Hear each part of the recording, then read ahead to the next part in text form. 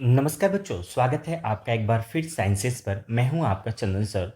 और अगर आप क्लास 11 बायोलॉजी को सिर्फ रट कर नहीं बल्कि कॉन्सेप्ट को समझकर और एग्जाम के हिसाब से तैयार करना चाहते हैं तो आप बिल्कुल सही जगह पर हैं। बच्चों, पिछले लेक्चर में हमने जीव जगत के बारे में शुरुआत की थी और आज हम उसी चैप्टर को एक कदम आगे लेकर जाने वाले हैं। आज का हमारा पार्ट 2 लेक्चर बहुत महत्वपूर्ण है क्योंकि आज हम समझेंगे जैव विविधता क्या है, जीवों का नामकरण क्यों आवश्यक है और सबसे महत्वपूर्ण द्विपद नामकरण यानी बायनोमियल नॉमेनक्लेचर क्या होता है। बच्चों ध्यान रखिए, द्विपद नामकरण से सवाल परीक्षा में सीधे कॉन्सेप्ट के रूप में पूछा जा सकता है। तो कॉपी और पेन तैयार रखिए, पेज सामने रखिए और पूरे ध्यान से सुनिए। चलिए शुरू करते हैं साइंसेज की क्लास 11 बायोलॉजी पार्ट 2। बच्चों, सबसे पहले हम बात करते हैं जैव विविधता यानी बायोडाइवर्सिटी की। किसकी बात करते हैं? जैव विविधता की बात करते हैं। ठीक है बच्चों, यहाँ पर जो जैव विविधता शब्द है उसका मतलब क्या होता है? तो जैव विविधता को इंग्लिश में बायोडाइवर्सिटी और हिंदी में जैव विविधता कहते हैं। क्लियर है? जब हम पृथ्वी पर पाए जाने वाले विभिन्न प्रकार के जीवों की विविधता की बात करते हैं तो इसे ही जैव विविधता कहते हैं। क्लियर है बच्चों? जब हम क्या करते हैं, पृथ्वी पर पाए जाने वाले विभिन्न प्रकार के जीवों की विविधता की बात करते हैं तो इसे क्या कहते हैं बच्चों? जैव विविधता कहते हैं। ध्यान समझे, जीवों की विविधता को जैव विविधता कहते हैं। क्लियर है? पृथ्वी पर, ठीक है, किस पर? पृथ्वी पर विभिन्न प्रकार के पौधे, जंतु, सूक्ष्मजीव तथा कवक पाए जाते हैं। इन सभी की विविधता ही बच्चों क्या कहलाती है? जैव विविधता कहलाती है। ठीक है, ध्यान से समझेंगे। एक उदाहरण के थ्रू समझिए। मान लीजिए एक बागीचे में सिर्फ एक ही प्रकार का पौधा है। मान लीजिए कोई एक बागीचा है जहां पर सिर्फ एक ही प्रकार का क्या है बच्चों? पौधा है। क्लियर है? एक बागीचा है जहां पर सिर्फ एक ही प्रकार का पौधा है तो वहां विविधता क्या होगी? बहुत ही कम होगी। लेकिन उसी बगीचे में आम, ठीक है, आम, नीम, गुलाब, तुलसी, घास, अलग अलग कीट और पक्षी हैं तो यहाँ जीवों की विविधता ज़्यादा होगी। तो यही बच्चों क्या होता है? कॉन्सेप्ट बायोडाइवर्सिटी कहलाता है। ठीक है, अगर हम बात करें जैव विविधता के स्तर की बात करें तो पहला जो है वो है आनुवांशिक विविधता, दूसरा प्रजातीय विविधता और तीसरा परिस्थितिक तंत्र या विविधता। ठीक है, ये तीसरा जो होगा ये होगा परिस्थितिक तंत्र या विविधता। अगर हम आनुवांशिक विविधता यानी जेनेटिक डाइवर्सिटी की बात करें, पहला जो पॉइंट है बच्चों वो क्या है? आनुवांशिक विविधता या जेनेटिक डाइवर्सिटी का बात करें तो एक ही प्रजाति के जीवों में, एक ही प्रजाति के जीवों में पाए जाने वाले आनुवांशिक अंतर को हम क्या कहते हैं बच्चों? आनुवांशिक विविधता कहते हैं। तो फिर से समझेंगे, आनुवांशिक विविधता का मतलब ये हो गया कि एक ही प्रजाति के जीवों में पाए जाने वाले आनुवांशिक अंतर को हम क्या कहते हैं बच्चों?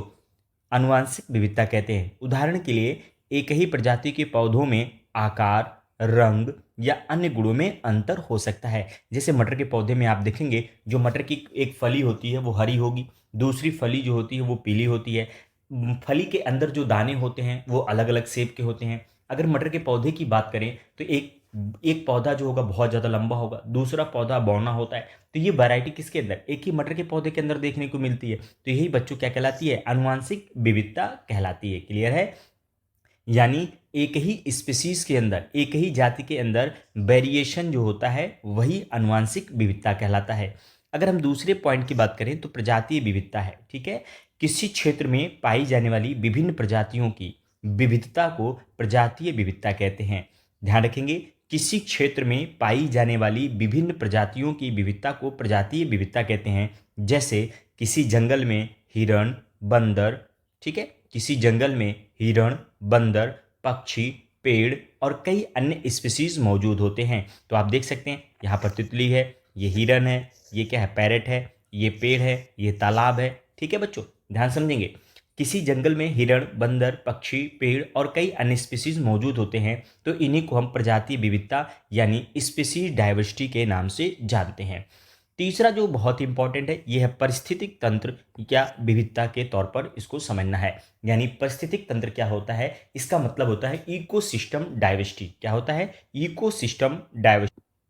इसका मतलब होता है बच्चों की अलग अलग प्रकार के इकोसिस्टम की विविधता, जैसे जंगल, तालाब, घास भूमि, मरुस्थल आदि जो बच्चों होते हैं ये परिस्थितिक तंत्र विविधता के उदाहरण हैं। क्लियर है? किसके हैं? ये परिस्थितिक तंत्र के क्या हैं? उदाहरण हैं। ठीक है। तो यहाँ पे हमने जैव विविधता के स्तर की बात कर ली। अब बात करेंगे नॉमेनक्लेचर यानी नामकरण की बात करेंगे। क्लियर है?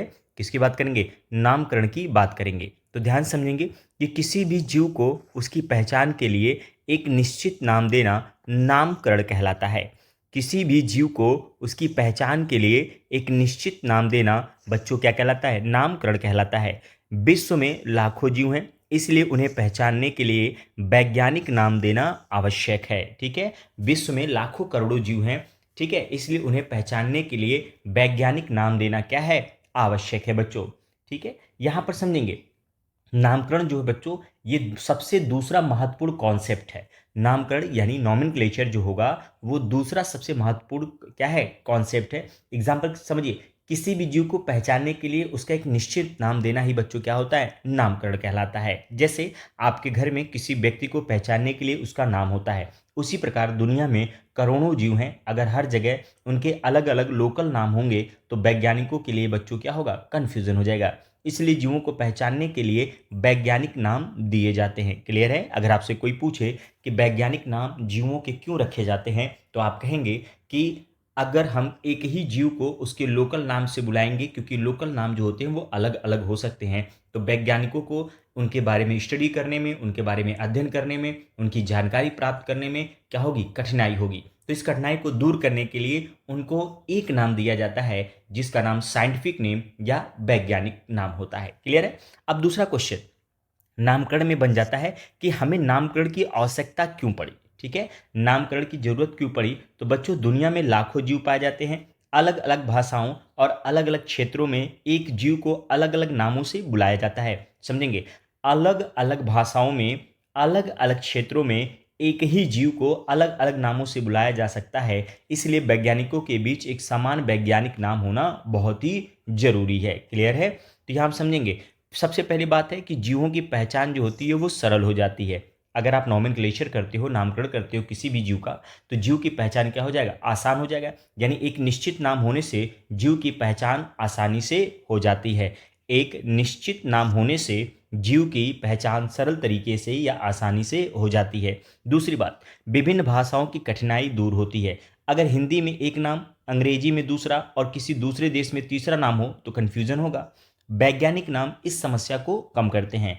याद रखेंगे, विभिन्न भाषाओं की कठिनाई दूर करने में, जैसे अगर हिंदी में एक नाम है, इंग्लिश में दूसरा नाम है और किसी दूसरे देश में इसका तीसरा नाम हो तो कन्फ्यूजन होगा। तो इसी कन्फ्यूजन को दूर करने के लिए वैज्ञानिक नाम दिया जाता है।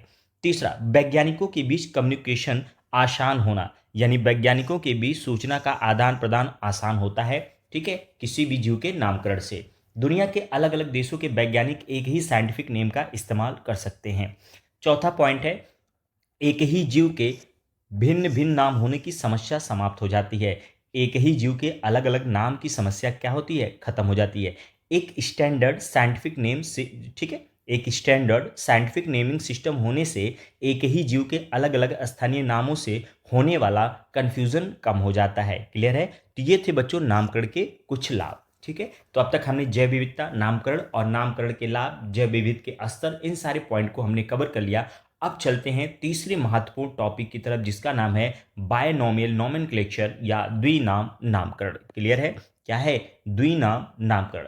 ये सबसे महत्वपूर्ण भाग है बच्चों। ठीक है, ये क्या है? सबसे महत्वपूर्ण है। अब बच्चों ध्यान से सुनिए, आज के लेक्चर का सबसे इंपॉर्टेंट कॉन्सेप्ट है ये द्विपद नामकरण। ठीक है, यहां पर समझेंगे। ये देखिए, बायनोमियल, ये बाई जो है ये अलग है और नॉमियल क्या है? अलग है। बाई का मतलब हो गया दो। ठीक है, बाई का मतलब दो, और नॉमियल का नाम किससे संबंधित है? नाम से संबंधित है। ठीक है, बायो का मतलब दो और नॉमियल का मतलब नाम से संबंधित है या नाम से रिलेटिव है। याद रखेंगे, अर्थात किसी जीव के वैज्ञानिक नाम में दो शब्द होते हैं। ठीक है, किसी जीव के वैज्ञानिक नाम में कितने शब्द होते हैं? दो शब्द होते हैं बच्चों। इसी को कहते हैं बायनोमियल नोमेनक्लेचर यानी द्विपद नामकरण। इन दो शब्दों में जो सबसे पहला शब्द होता है वो वंश को रिप्रेजेंट करता है। किसको? वंश को, जिसे आप इंग्लिश में जीनस के नाम से जानते हो। ठीक है, किसके नाम से? जीनस के नाम से जानते हो। और जो दूसरा शब्द होता है वो जाति। ठीक है, किसको? जाति को रिप्रेजेंट करता है, जिसे आप स्पीसीज के नाम से जानते हो या स्पेसिफिक एपिथेट के नाम से भी आप जानते हैं। क्लियर है? आगे चलते हैं बच्चों, यहाँ पे समझेंगे इसके बारे में कुछ बात करेंगे। जैसे स्वीडिश वैज्ञानिक कॉर्लिनियस, ठीक है, कौन से वैज्ञानिक? स्वीडिश, ठीक है, वैज्ञानिक कॉर्लिनियस, जिसे लिनियस के नाम से जाना जाता है, ने द्विपद नामकरण पद्धति का प्रतिपादन किया था। तो आपसे पूछा जाएगा कि जो बायनोमियल नोमेनक्लेचर है यानी द्विपद नामकरण है, ये सबसे पहले किसने दिया? तो लिनियस ने दिया था, ठीक है। इस पद्धति के अनुसार किसी भी जीव के वैज्ञानिक नाम दो शब्दों से मिलकर बने होते हैं, ठीक है।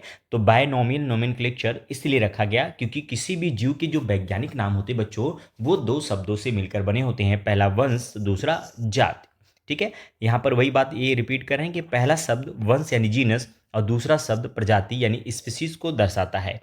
इन दोनों शब्दों को लैटिन भाषा में लिखा जाता है। कौन से भाषा में? लैटिन भाषा में लिखा जाता है। क्लियर है? उदाहरण के तौर पर देखिए, यहाँ पर मनुष्य का जो वैज्ञानिक नाम होता है वो होता है होमो सैपियंस सैपियन, ठीक है। ऐसा समझ लीजिए, ये क्या होता है? Homo sapiens. तो यहाँ पे जो होमो शब्द है ये बच्चों वंश को रिप्रेजेंट कर रहा है, जबकि इस सैपियंस ये किसको रिप्रेजेंट कर रहा है? प्रजाति को रिप्रेजेंट कर रहा है। क्लियर है? इसको जो लिखने का तरीका आप देख सकते हैं, थोड़ा सा हल्का तिरछे है, ये लैटिन भाषा का सिद्धांत है। क्लियर है? किसका है? लैटिन भाषा का सिद्धांत है।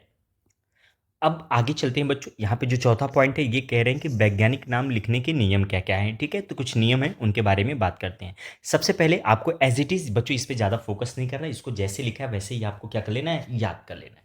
पहला पॉइंट है बच्चों कि वैज्ञानिक नाम जो होंगे वो सदैव लैटिन भाषा में लिखे जाते हैं। कौन से भाषा में? लैटिन भाषा में लिखे जाते हैं। दूसरा पॉइंट, पहला जो शब्द होगा वंश का नाम होगा, जबकि दूसरा, ठीक है, सुनिए, पहला शब्द वंश का नाम, अब पहला अक्षर हमेशा कैपिटल होता है। याद रखेंगे कैसा होगा? कैपिटल। तो आप देखिए, मनुष्य में जो होमो है एच से शुरू हो रहा है, कैपिटल है।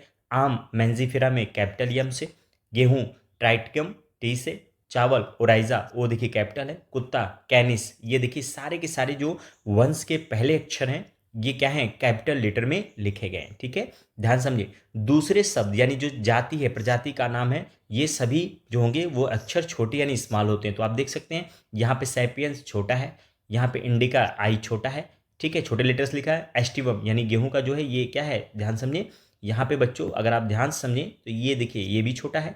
और चावल यहाँ पे भी स्मॉल लेटर का इस्तेमाल किया गया। कुत्ता में भी देखिए एफ है, ये जाति है इसकी, ठीक है, तो इसमें भी छोटे लेटर का इस्तेमाल किया गया है। दोनों शब्द जो बच्चों होंगे वो इटैलिक लिखे जाते हैं। कैसे इटैलिक लिखे जाते हैं? आप यहाँ पे समझ सकते हैं, इटैलिक का मतलब ये हो गया कि जब आप नाम को लिखेंगे तो उनके नीचे अंडरलाइन करना पड़ेगा। तो हस्तलिखित में दोनों शब्दों को अलग अलग रेखांकित करते हैं। क्लियर है? पांचवा पॉइंट कह रहे हैं कि वैज्ञानिक नाम को हस्तलिखित में रेखांकित किया जाता है, तो उसी पॉइंट को ये कह रहे हैं। छठा पॉइंट है कि नाम में अधिकतम दो ही शब्द होते हैं, इसके बाद नहीं, ठीक है। तो यहाँ पे देखिए दो ही शब्द हैं, पहला दूसरा, पहला दूसरा, पहला दूसरा, ठीक है। तो इस तरह से ये वैज्ञानिक नाम लिखने के नियम है। अब बात करते हैं बच्चों एक अलग पॉइंट्स के जो इंपॉर्टेंट में बहुत इंपॉर्टेंट है। जीवों के नामकरण की आवश्यकता क्यों पड़ी, इसको हम बहुत ही जो ऊपर पढ़े हैं इसी को छोटे शब्दों में यानी कम शब्दों में कैसे एक्सप्लेन करेंगे। तो पहली बात, जीवों के नामकरण की आवश्यकता क्यों पड़ी? तो यहाँ पे पहचान में सहायक होना, भाषाई समस्या का समाधान, वैज्ञानिकों के बीच सूचना का आदान प्रदान सही हो, और कई नामों की समस्या भी क्या हो गई? समाप्त हो गई, ठीक है। यहाँ पे कुछ नाम दिए गए हैं बच्चों, उदाहरण के तौर पर आपको याद करना है। मनुष्य का जो साइंटिफिक नाम होता है होमो सैपियंस होता है। आम का मेंजीफेरा इंडिका होता है। गेहूं का ट्राइटिकम एस्टिवम होता है। चावल का ओराइजा सटाइवा होता है। कुत्ते का क्या होगा? ये आपको कमेंट बॉक्स में कमेंट करना है। क्लियर है? तो ये कुछ महत्वपूर्ण पॉइंट्स थे जो हमने यहाँ पर कवर किया। तो यहाँ पे भी कुछ पॉइंट्स हैं जिनको हमने ऊपर कवर कर लिया है, ठीक है। यहाँ पर कुछ महत्वपूर्ण पॉइंट्स हैं बच्चों जिसको हमने ऊपर क्या कर लिया? कवर कर लिया है, ठीक है। तो आप इन चीज़ों को आप अपने हिसाब से क्या कर सकते हैं? याद कर सकते हैं। तो ये हमारा था, ठीक है, पार्ट 2, जिसमें हमने क्या क्या पढ़ा बच्चों? देख सकते हैं जैव विविधता के बारे में पढ़ा, जैव विविधता के स्तर के बारे में पढ़ा, नामकरण के बारे में पढ़ा, नामकरण के लाभ के बारे में पढ़ा, द्विपद नामकरण के बारे में पढ़ा, वैज्ञानिक नाम लिखने के नियम कौन कौन से हैं, इन सब चीज़ों के बारे में पढ़ा। और 5 पॉइंट्स आपने वैज्ञानिक नाम याद करना है। और साथ ही साथ जीव के नामकरण की आवश्यकता क्यों पड़ी, ये ढेर सारे पॉइंट्स अब बच्चों हमने क्या कर लिया? यहाँ पर कवर कर लिया। अब मिलते हैं नेक्स्ट वीडियो में इसी के पार्ट 3 के साथ। तब तक के लिए धन्यवाद।